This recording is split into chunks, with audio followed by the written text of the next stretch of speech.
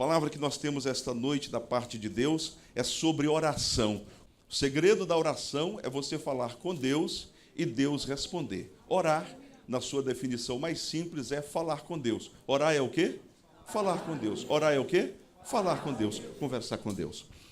Atos 12 diz assim: por aquele mesmo tempo o rei Herodes estendeu as mãos sobre alguns da igreja para os maltratar e matou a espada Tiago. Você pode repetir comigo esta sentença? E matou a espada Tiago, juntos? E matou a espada Tiago, irmão de João. E vendo que isto agradara os judeus, continuou, mandando prender também a Pedro. E eram os dias dos asmos. E havendo-o prendido, o encerrou na prisão, entregando-o a 4 quaternos de soldados, para que o guardassem, querendo apresentá-lo ao povo depois da Páscoa. Pedro, pois, era guardado na prisão, vamos juntos, mas a igreja fazia contínua oração por ele a Deus. Mais uma vez, mas a igreja fazia contínua oração por ele a Deus. E quando Herodes estava para o fazer comparecer, nessa mesma noite, estava Pedro dormindo entre dois soldados, ligado com duas cadeias, e os guardas diante da porta guardavam a prisão. E eis que sobreveio o anjo do Senhor, e resplandeceu uma luz na prisão, e tocando a Pedro no lado, despertou, dizendo: levanta-te depressa. E caíram-lhe das mãos as cadeias, e disse o anjo: cinge-te e ata as tuas sandálias. E ele o fez assim. Disse-lhe mais: lança às costas a tua capa e segue-me. E saindo o seguia, e não sabia que era real,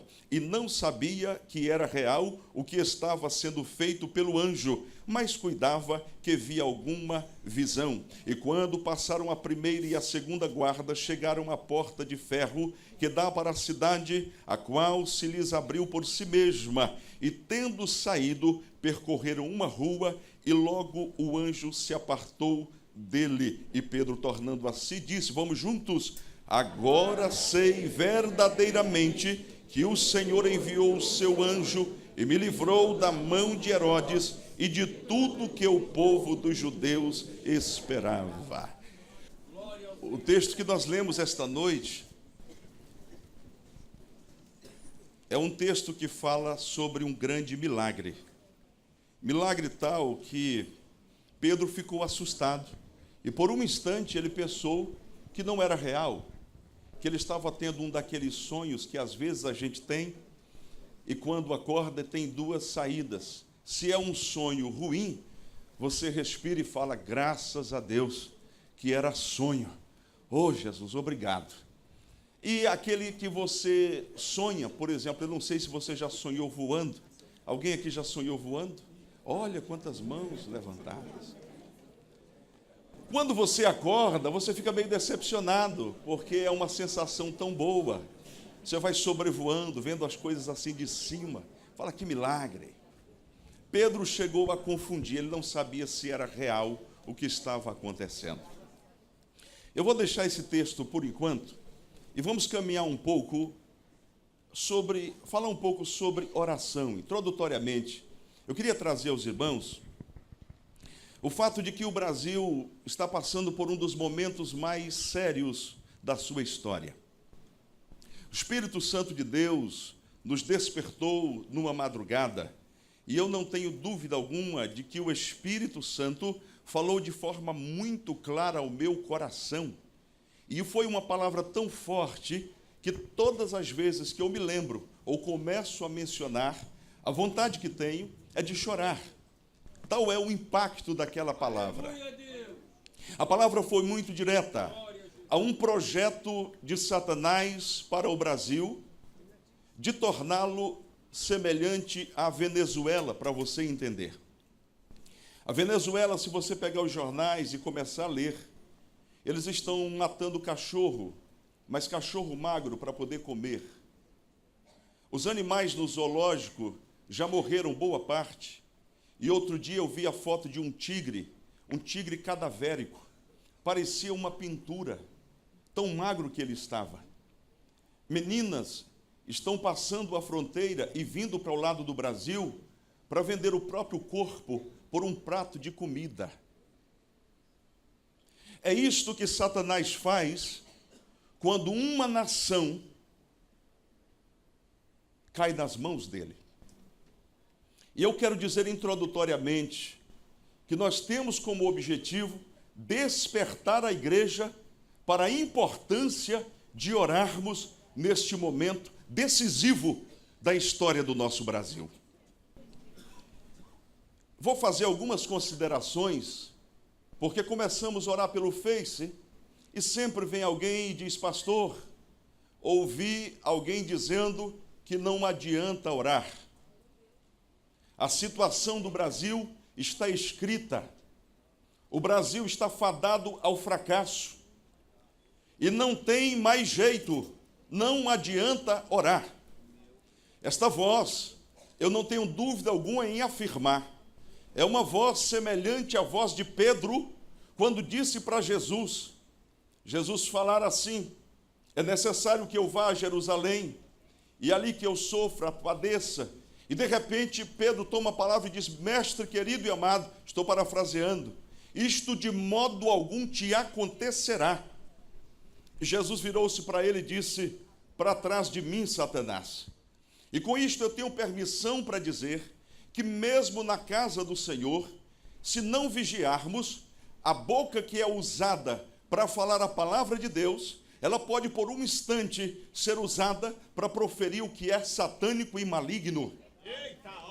E quando isto parte dos lábios de um obreiro, é ainda mais perigoso, porque eu digo, às ovelhas lhes é concedido a permissão de errarem.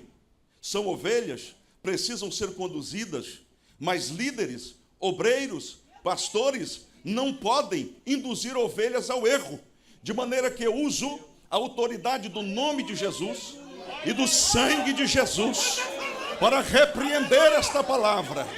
O Brasil tem jeito sim.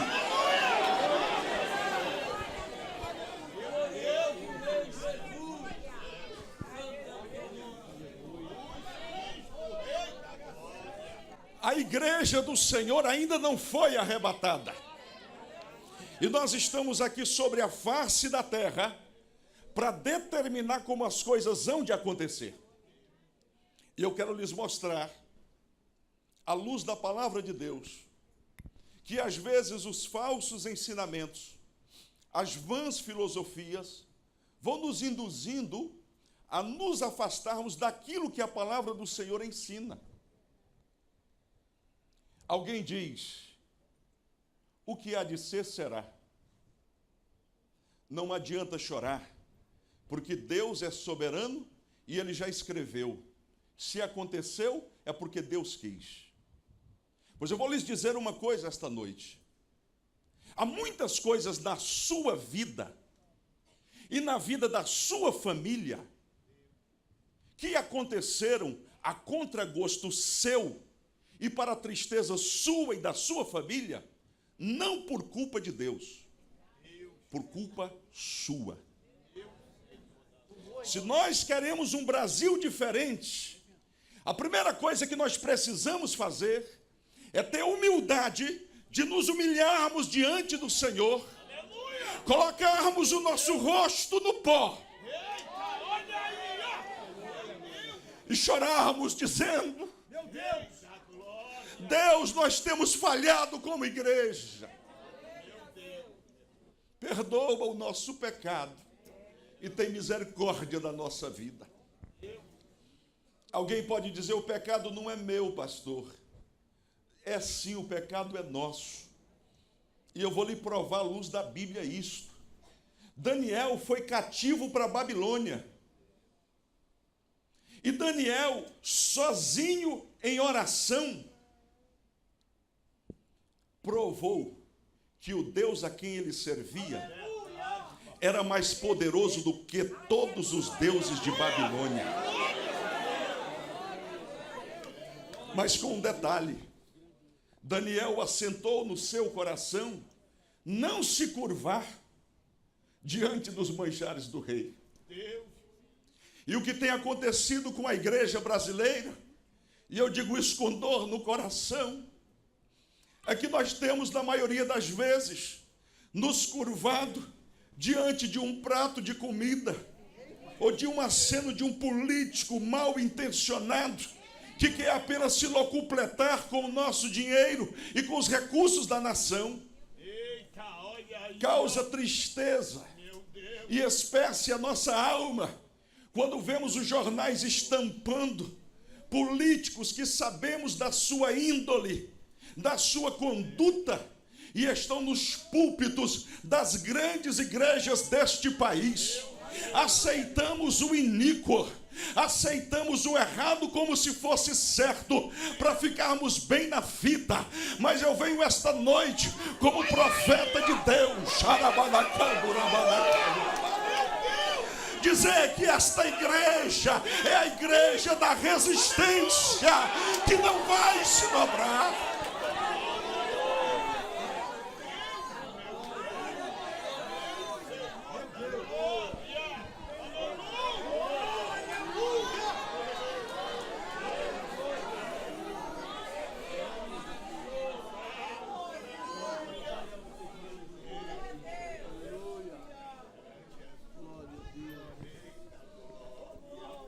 Recebi um convite esta semana, convite de um senador da República, para comer um bom churrasco da churrascaria Mocelim. E eu penso que o homem de Deus, ele não deve ser alheio às questões políticas, desde que ele esteja não em estado de subserviência, mas como Daniel estava na corte de Babilônia, para fazer a diferença. E a primeira coisa que eu perguntei foi o seguinte: esse churrasco vai gerar um compromisso de depois termos de recebê-lo na nossa igreja? Porque se for, eu ainda tenho amigos que podem me pagar um churrasco no Mocelim. Sério, não? Então eu vou. Porque se eu tiver oportunidade, eu quero dizer o que estou dizendo aqui com toda a educação. A solução do Brasil não é um homem. A solução do Brasil não é um político. A solução do Brasil é uma igreja chorando aos pés do Senhor com seriedade, com sinceridade e devoção. Esta é a solução para a igreja do Senhor Jesus. Olha, irmãos, quando a gente fala sobre oração, geralmente as pessoas olham para as limitações de quem ora. Esses crentes não têm juízo. Eles acham que meia dúzia de pessoas orando, levantando as mãos, podem fazer o Brasil mudar. É exatamente este pensamento que Satanás tem introduzido no coração de muita gente. Nos afastamos da palavra. Corremos da palavra e começamos a ouvir as vãs filosofias. Olhe, alguém diz assim: Deus sabe tudo, Deus conhece tudo. Para que você orar se Deus é onisciente, onipresente, onipotente? Não é isso, pastor Iraquitã? Adolescentes, olhem aqui para mim, jovens, preste atenção. Não é um raciocínio lógico? Deus é onisciente, onipresente, onipotente, sim ou não? Sim. E por que eu tenho que dizer para ele as coisas que ele já sabe? Por que eu tenho que pedir para ele fazer a vontade dele, sendo que ele já sabe o que eu preciso e de qualquer forma ele vai fazer a vontade dele? A afirmação parece ser lógica, mas ela não é coerente. Porque a Bíblia Sagrada está repleta de passagens onde Deus decide fazer algo e alguém se coloca na brecha. Aleluia. E Deus muda. Pastor, Deus não muda, eu sei. Em Deus não há mudança e nem a sombra de variação, pelo amor de Cristo. O próprio Deus, todavia, estabeleceu princípios de que não iria interferir na terra e esse pensamento não é meu.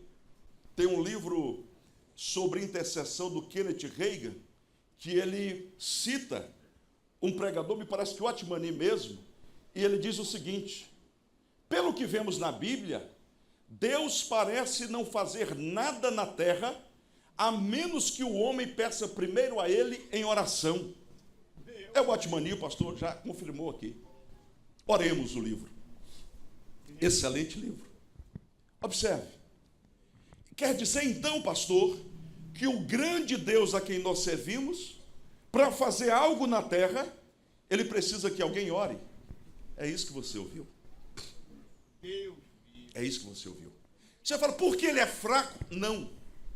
Porque se você olhar no Gênesis, quando Deus cria o homem, ele estabelece o governo do homem sobre toda a terra. Preste atenção, porque daqui a pouco eu vou explicar por que você é culpado das coisas não estarem bem na sua vida e na sua família. Deus diz, olha, governe sobre tudo, sobre os peixes, sobre os animais, sobre tudo. O governo está com o homem. Mas o que o homem fez? Pecou. E o governo da terra passou para quem? Para Satanás. É tanto que se você ler Lucas 4, quando Jesus é tentado, uma das propostas de Satanás foi esta. Ele disse, mostrou-lhe os reinos do mundo, todas as suas riquezas.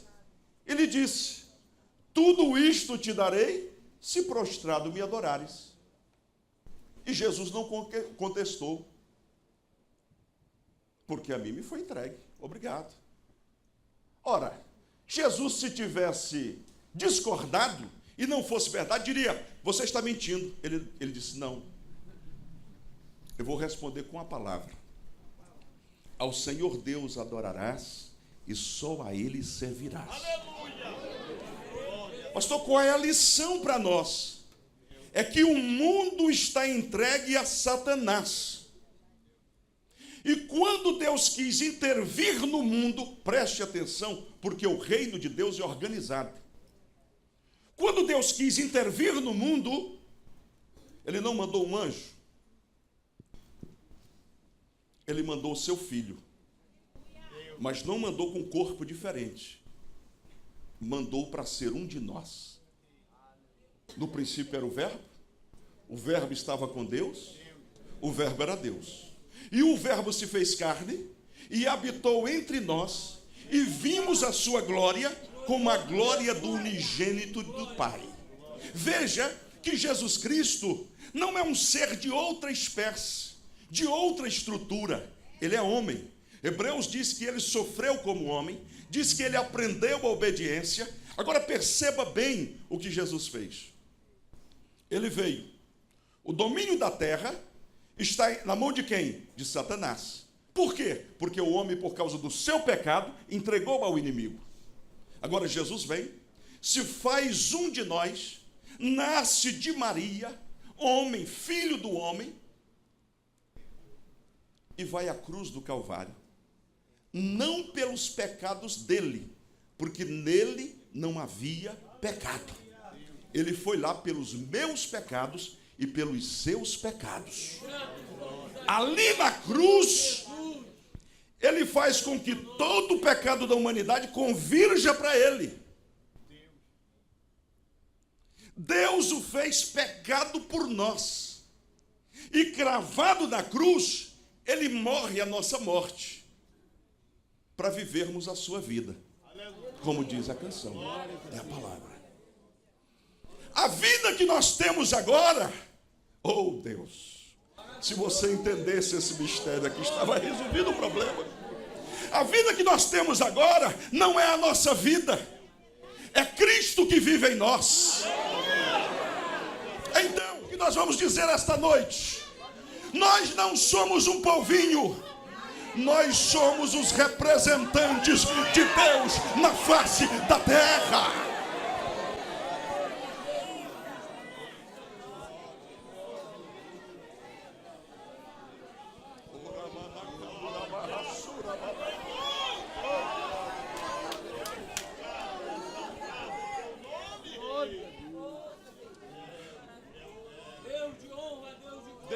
Deus concede alguns privilégios. E um dos privilégios que Deus nos concede é este. Jesus vai e diz: eu vou enviar o Espírito Santo para que esteja convosco e em vós. Preste atenção para isso. O Deus eterno habita em você e habita em mim. E qual foi a missão que Deus nos deu? Ele disse: edificarei a minha igreja, e as portas do inferno não prevalecerão contra ela. Os estudiosos do grego dizem que a expressão aí não é de defesa, é de ataque. Parte para dentro, porque não tem porta que vá resistir diante de nós.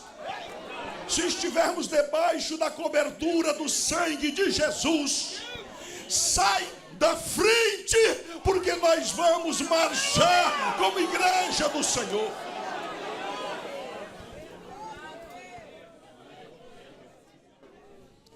Mas sabe o que é que o diabo tem feito? Ele tem dito: você é pequeno, você não pode, você não tem dinheiro, você não tem acesso aos grandes homens, você não tem força política, você não tem influência.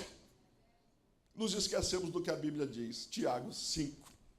Elias era homem sujeito às mesmas paixões que nós, e orou, e por 3 anos e 6 meses não choveu, nem orvalho caiu sobre a face da terra.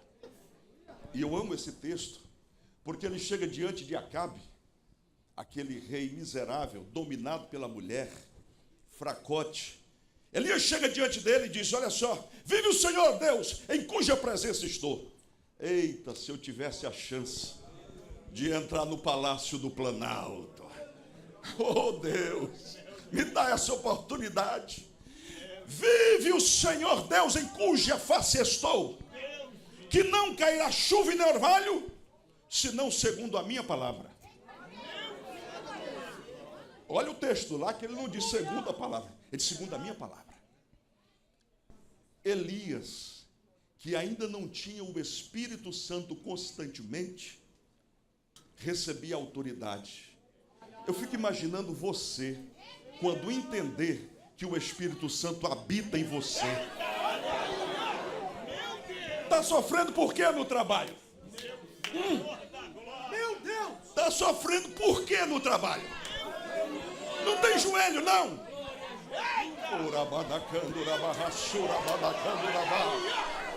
Não tem joelho, não? Acabou o joelho. Está sofrendo por quê no trabalho? Nós nos esquecemos de orar e começamos a murmurar. Está ruim, está difícil, está complicado, assim não vai, a empresa não vai funcionar, não vai dar certo. Tu está sabendo da última? O chefe falou que vai ter uma reunião, e eu acho que a reunião é para despedir pessoas. E começamos a falar, quando na verdade deveríamos estar de joelhos dobrados. Eu vou liberar uma palavra agora, de Deus para você. Se você tem Deus na vida, o barco que você está jamais afundará. Eu liberei a palavra. Você pega se acreditar. A partir de hoje, saia daqui dizendo: a empresa vai mudar. E alguém diz: por quê? Porque eu estou lá. E o Espírito de Deus habita em mim. E eu aprendi que na oração eu posso mover as situações.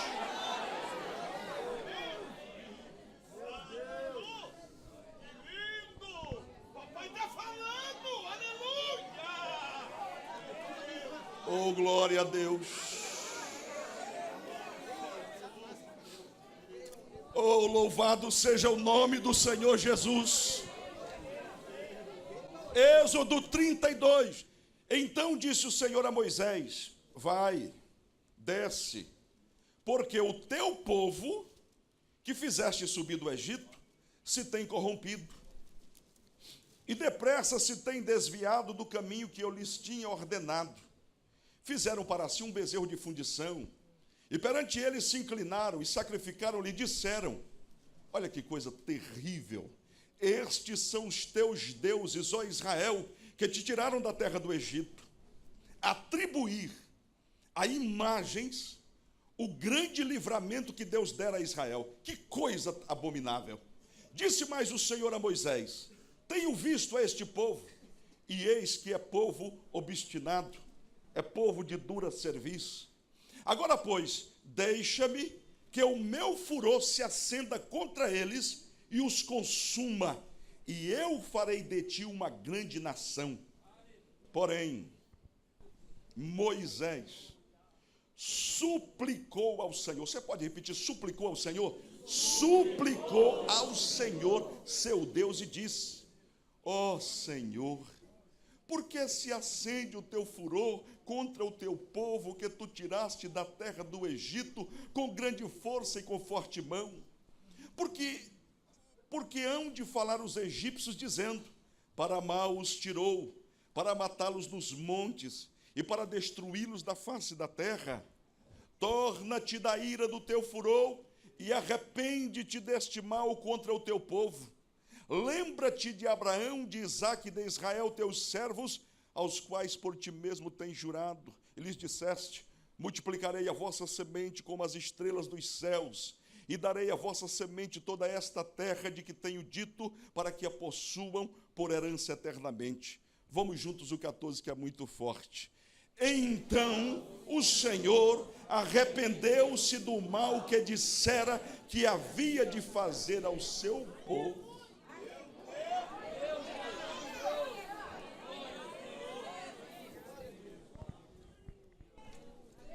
Você fala, mas Moisés era Moisés. Era igual a Elias, sujeito às mesmas paixões, da mesma forma, da mesma categoria nossa. Só tinha uma diferença, e isso faz toda a diferença. Ele conhecia o Deus a quem ele servia. Pastor Luciano, essa oração de Moisés é oração de advogado bem-sucedido.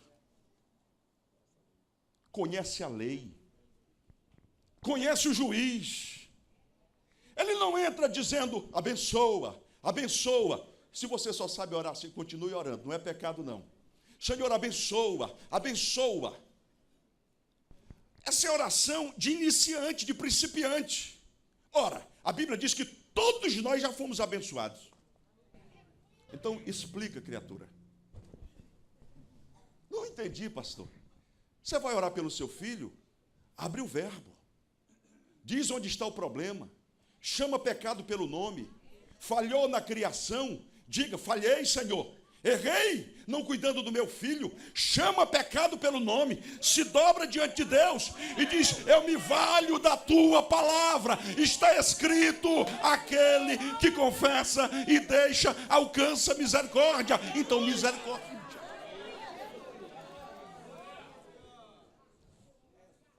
Abençoa, abençoa, abençoa. Nós vivemos, irmãos, numa geração que desaprendeu a orar. A minha mãe me acordava 4 da madrugada para orar. Eu estou querendo dizer que o que estou lhes falando, eu não li num livro aqui, 4 da tarde, para trazer para você, não. Eu estou falando de vida, de experiência com Deus. E vou lhe contar. Mamãe dizia, acorda, filhão, acorda, vem cá, vem cá. Imagine um adolescente, 4 da madrugada. Eu levantava assim, querendo a morte, o melhor do sono. Senhor, viver assim, meu Pai, é impossível.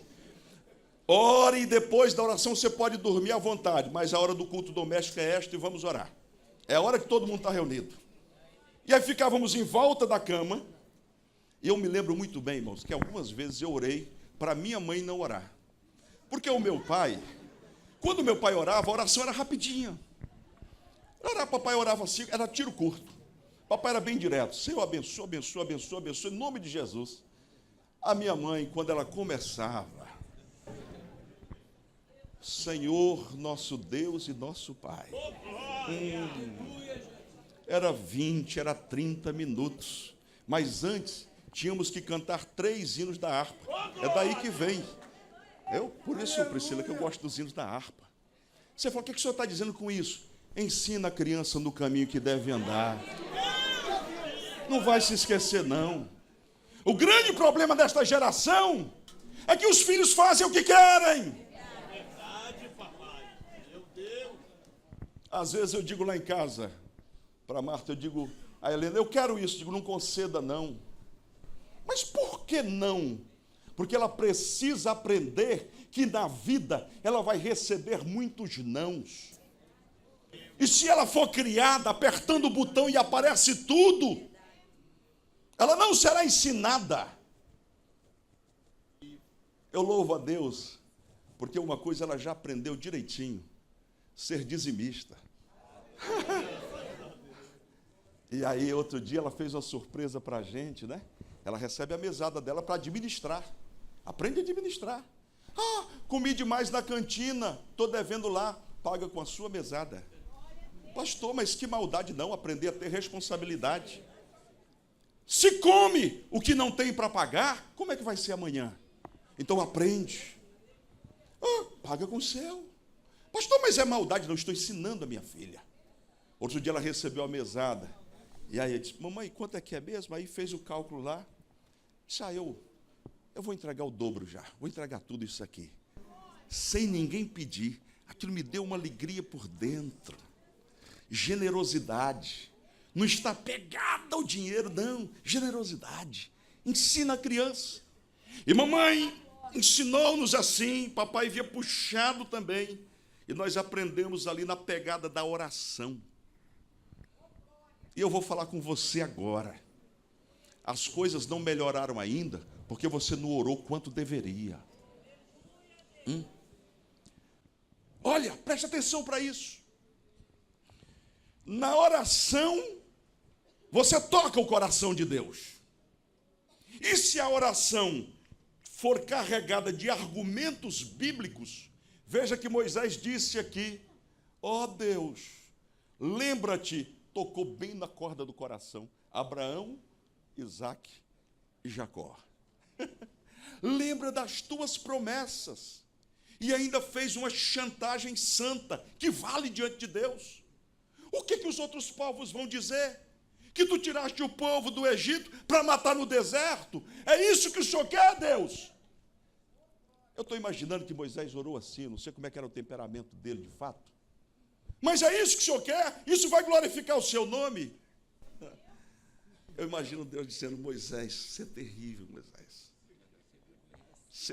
Você me conhece, Moisés. Você tocou num ponto agora que eu não posso negociar. Eu sou um Deus de alianças.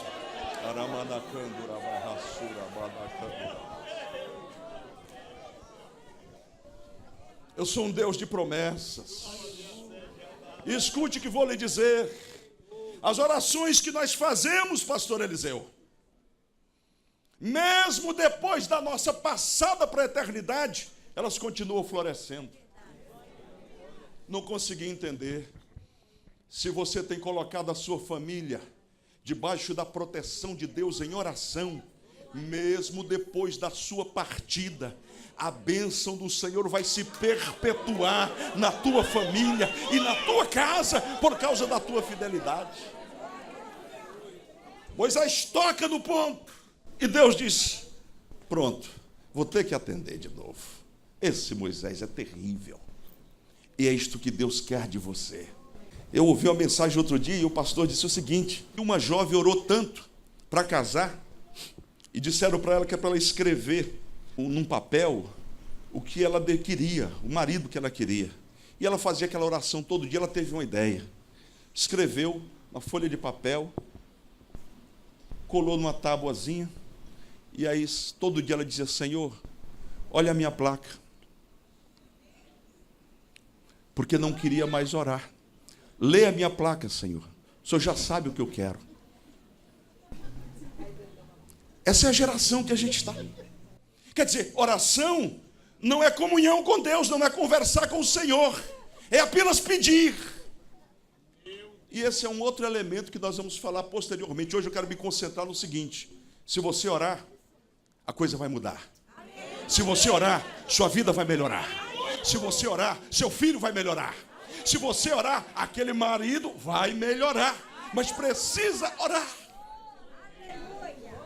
Você já viu quando a gente vai jantar ou almoçar? Fica observando as pessoas. Geralmente elas não oram, nem para comer mais. Se for num restaurante assim chique, a pessoa fecha um olho e deixa o outro aberto. Senhor, abençoa o que tem e o que vem, amém. Por aí. Ouvi falar de irmão, Marcos, que para não orar na hora da comida, ele disse que alguém disse: você não vai orar para o almoço? Ele falou: não, aqui nós temos um hábito aqui em casa. A gente já ora quando as compras chegam do mercado. Então a gente abençoa tudo a cantina para não ter que ficar orando e tudo e tal. É facilidade. Já ora logo, antecipa, faz isso logo, faz uma reza. E Deus, irmãos, mais do que nos abençoar, Ele quer ter intimidade conosco.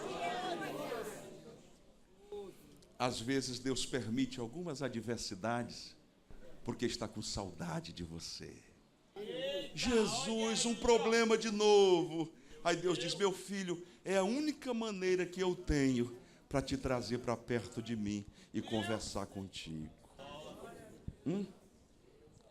Começa a desenvolver um relacionamento com Deus de amizade e de confiança.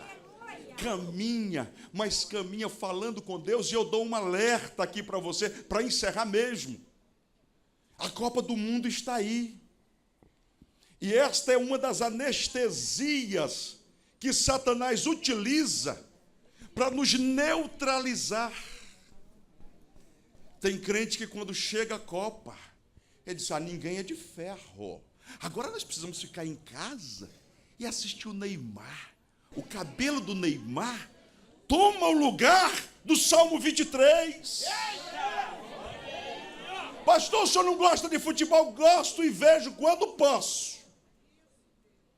Mas Deus me livre e guarde de trocar a comunhão com Deus por causa de um jogo.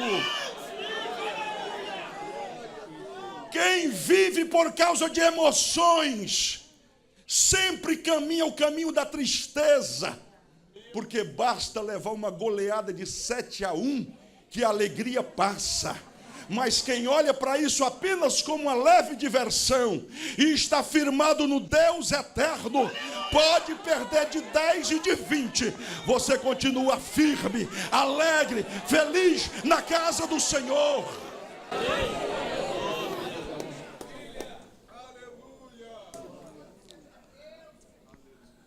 O que você quer de Deus? O que você precisa? A Bíblia diz que se nós que somos maus sabemos dar bons presentes aos nossos filhos, quanto mais o Pai que está nos céus. Ele tem prazer em nos abençoar. Todo pai tem prazer em abençoar o seu filho. E você é querido de Deus. Você é querida do Senhor Jesus. Você é amado e amada do Senhor. Caminhe um pouco mais. Ora um pouquinho mais. Caminhe um pouquinho mais da presença do Senhor. Palavra, oração e oração segundo a palavra. E vá dizendo: Senhor, está escrito na tua palavra. E eu me baseio desse texto para clamar e orar a ti. Vamos ficar em pé, que eu vou fechar com um testemunho que eu ouvi e eu fiquei maravilhado. Oh, glória a Deus. Oh, glória a Deus. Quantos estão saindo daqui esta noite crentes que o poder da oração é de fato verdadeiro e extraordinário e pode mudar as coisas e as situações? Quantos creem que Deus pode mudar a sua casa e a sua família? Eu vou encerrar com 2 testemunhos. O primeiro deles, 63 anos de idade tinha o meu pai. E ele foi diagnosticado com câncer no fígado. E o médico disse: fizemos os exames. Seu Marcos, vá para casa. Reúna a família. Se dispersa. O senhor tem no máximo 6 meses de vida. Aquilo se espalhou pela família. E nós resolvemos orar. Multidão orando, orando. São coisas que marcam profundamente a nossa vida. Eu morava aqui do lado do cemitério. Estava passando, me lembro como hoje, uma noite de lua bonita. E quando eu fui passando em frente ao portão do cemitério lateral, tinha um bocado de despacho, frango morto, animais mortos ali. Eu olhei para aquilo. Disse: Deus, olha que chantagem que eu fiz com Deus. Chantagem entre aspas. Eu disse: Deus, essas pessoas servem um Deus que não pode fazer nada para elas. E elas acreditam. Nós servimos a Ti, que é um Deus poderoso, que tem prazer em abençoar os Seus filhos. Senhor, se é chegada a hora do meu pai, não deixa ele sofrer, leva-o. Mas eu quero crer que o Salmo 128 é para o meu pai também. Eu gostaria muito que ele pudesse pegar no colo um filho ou uma filha minha. Era desejo dele, era sonho dele. Ele sempre dizia: e aí, só falta você. As minhas irmãs todas têm 3, 4 filhos cada uma, casa cheia. Eu queria 6, mas a Marta não aceitou, então ficamos só em uma. E eu fiz aquela oração e olhei para o céu de Deus: Tu podes fazer um milagre. E obviamente que a família toda estava orando. Meu pai acordou de madrugada, não teve chá, não teve remédio, não teve nada. Ele acordou e disse: Zélia, minha mãe disse assim: eu estou curado. Me dá alguma coisa para eu comer? Eu disse: o que você quer? Não, me dê um negócio pesado aí, gorduroso. Me dá isso aqui. E ele comeu. E aí não sentiu nada. Hora do almoço. Daqui que eu estou com saudade, deixa eu almoçar. Aí voltou no médico. Chegou lá, o médico assustou. O que foi? O que aconteceu? Disse: doutor, eu estou bom. Isso para a medicina, irmãos, dá um nó. Eles não aceitam. Não, seu Marcos, o senhor está enganado. O senhor está enganado. Vamos fazer o exame, vamos marcar. O senhor está bem? Estou bem, comi tudo, estou sentindo nada. Fez o exame. Aí veio a junta médica: olha, está acontecendo uma coisa aqui, ninguém está entendendo. Eu me lembro do meu velho pai dizendo para mim, 63 anos de idade: disse: meu filho, me colocaram dentro de um tubo.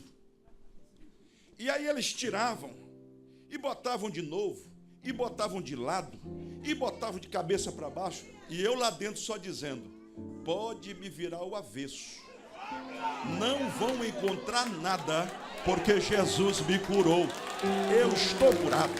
Se você vai aplaudir o Senhor, aplauda bem forte a Ele. Ele cura.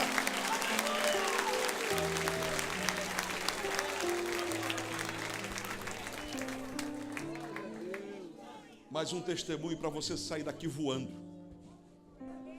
Eu quero que você chegue em casa hoje chutando a porta. Mete o pé na porta, fala: quem manda aqui sou eu. Demônio, vai batendo em retirada.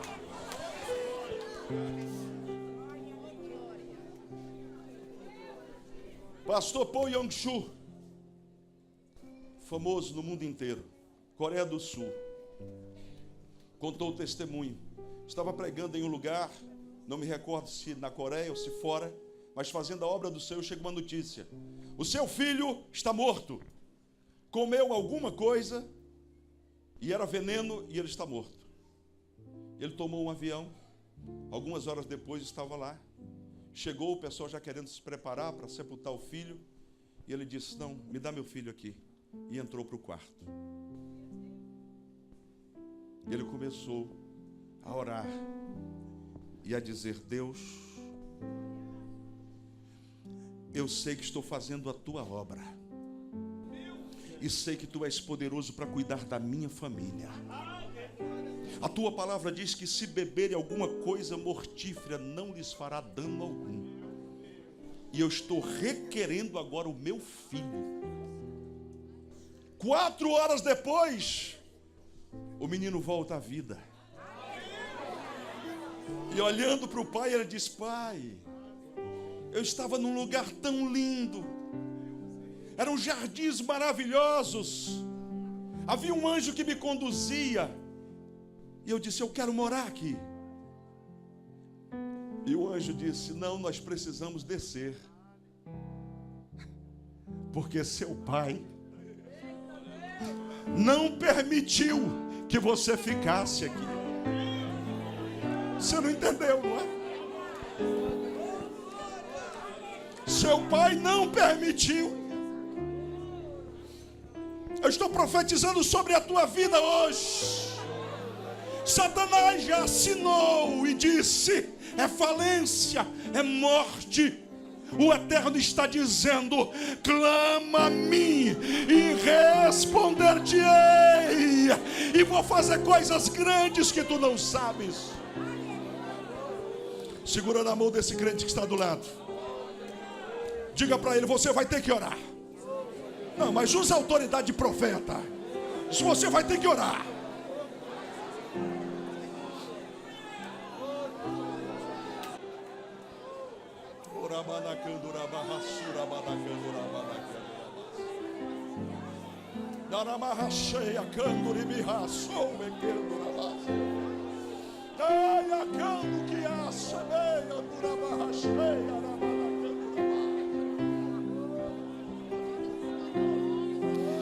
Enquanto nós cantamos, veja se alguém, continue orando por essa pessoa.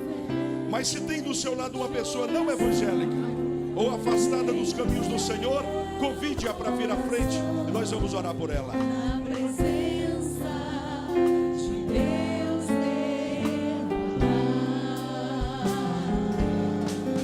mas só podes fluir o que estás a pedir quando tudo deixares rolar. Venha entregar sua vida ao Senhor Jesus. Tudo perante o Senhor estiver, e todo teu ser Ele controlar. Só então hás de ver que o Senhor tem poder quando deixares rolar. Levante uma de suas mãos agora e diga após mim: Senhor meu Deus, ouvi a tua palavra e estou decidido a clamar, a buscar a tua face e a decidir como as coisas vão acontecer na minha vida e na minha casa. Diga: Senhor Jesus, eu entendo que sou parte desta igreja, e esta igreja é a igreja da resistência. Nós vamos continuar orando pelo Brasil e estamos acreditando no milagre que vai acontecer para a glória do Senhor Jesus. Quem toma posse disso, aplauda bem forte ao Senhor, exaltando e bendizendo o nome dele. Só uma coisa para você se mais alegre para casa. Eu falei que meu pai tinha 63 anos quando teve o câncer, não foi? Aí ele foi curado e Deus deu mais 20 anos para ele. Isso aí, aplauda o Senhor Jesus. Conheceu a neta, beijou a neta, tirou foto com a neta.